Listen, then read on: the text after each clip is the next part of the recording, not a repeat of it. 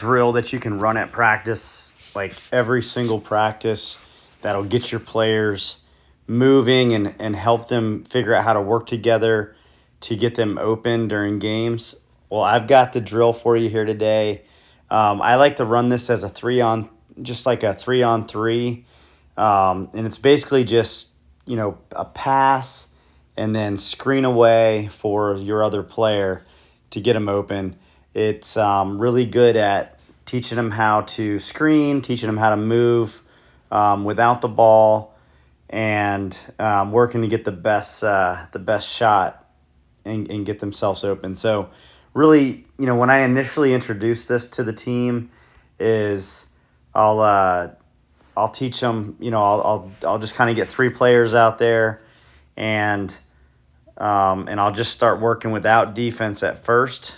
I'll pass the ball. I'll teach them to screen away to the other player, get that player open, pass the ball, screen away, get that player open, screen away. And that's really how I'll do it.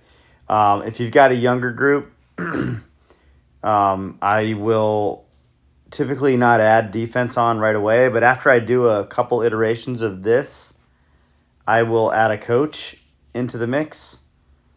So, I might pass the ball, set a screen. Hopefully I have 2 coaches there.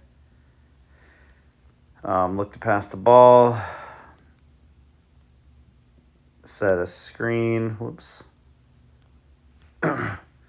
Pass the ball, and I'll use that coach to act as a defensive player.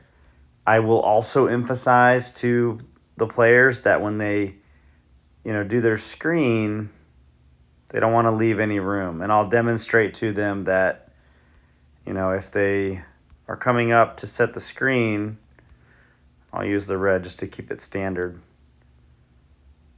I'll show them how it should look. I'll show them that they should almost be like in one. There should be no gap. and I'll emphasize that a lot because I want to make sure that they're not leaving a gap, because if you don't know, when you do set that screen, if you don't leave a gap, the defense can just come right out with you. And actually, he would be on this side. The screen would be set over here because you don't want them to be able to get out with you. So I emphasize that to them and encourage them to do it the right way. So once I I do a couple rotations, and kind of how I rotate this is I'll have my players that are watching stand by and watch, and then I might use the other courts that are out there. So I'll get and I can have the other players just kind of standing by and then rotating in. Just depending on how many players you have, you just might have to adjust how your lines are set up. But I'll have them just work it without defense for a little while, and then I will start adding defensive players, and I might only add 2 defenders at first,